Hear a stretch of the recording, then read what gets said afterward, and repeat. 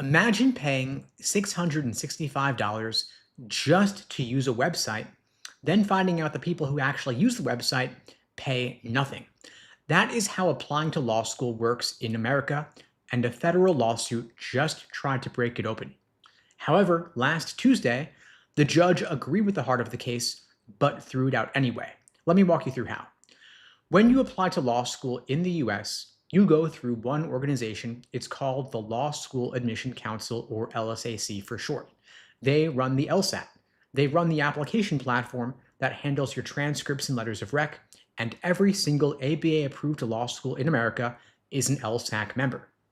If you want to apply to law school in the US, you've got to go through LSAC. That is the only path. Here is how the money part works. You, the applicant, pay $215 just to use that platform. They call it the Credential Assembly Service. Then you also pay $45 for every law school you apply to. If you apply to 10 law schools, that is $665 to LSAC alone. On top of that, you've also got to pay each school's own application fee. According to the class action lawsuit, applicants paid LSAC $93 million in fees over the course of 3 years. But the law schools pay nothing. They get a fully built admissions system, document management, communication tools, the whole thing completely free. Applicants fund the system and law schools control the system. Last August, a law school applicant finally said enough. He filed a class action lawsuit against LSAC and all LSAC member schools, arguing the whole setup violates federal antitrust law. He said LSAC and the law schools are working together as a group to keep prices high and shut out competition. He brought 3 claims before the court. 2 were about fee fixing. The first covered all law school applications. The second covered the application platform itself. And the third was that LSAC has a monopoly over how you apply to law school. Last Tuesday, a federal judge in Pennsylvania threw the whole case out. Except the dismissal came with instructions. The judge told the plaintiff exactly where he went wrong, and he gave him a deadline to come back and try again. The deadline is May 12th, in just 1 week from today. And so this is not necessarily over. And the way the judge ruled tells you a lot about how this fight's going to play out, because he agreed with 2 pretty significant things before he dismissed the case. He said the plaintiff has 2 things going for him, quote, he alleges concerted action and he has antitrust standing. The rest presents an uphill battle. Now, there are 2 things going on in that quote. The first one is concerted action. That is a legal way of saying LSAC and the law schools are working together as a group. The judge agreed that's happening. I mean, look at how LSAC is structured. Its board is elected by the member law schools. The same law schools get the platform for free, and they require all applicants to use it. So it is a group of law schools running a system together.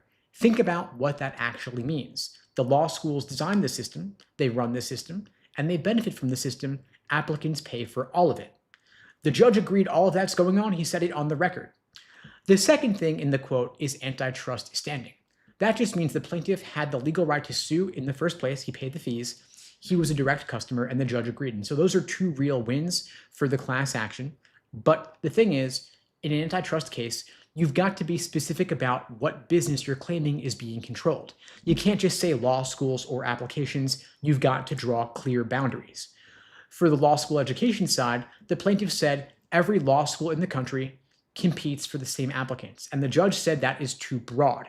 Stanford and a 4th-tier school in another state aren't competing for the same students. You can't lump them all together.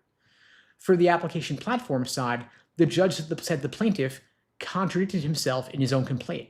He couldn't decide whether LSAC is the only platform or whether other platforms exist, and so the argument fell apart. On the monopoly claim, the judge basically gave the plaintiff a roadmap. He said the LSAC platform actually serves 2 groups at the same time. Applicants on one side, law schools on the other, but the plaintiff only complained about harm to the applicants. He didn't even address the law school side, and so the monopoly argument fell apart. Now, the fee-fixing argument was always going to lose because it's tough to prove that nonprofits coordinating on a shared platform count as price fixing. The lawyers probably should have led with the monopoly claim, because the monopoly argument is the strongest one. And that's the part the judge said could come back if the plaintiff fixes it.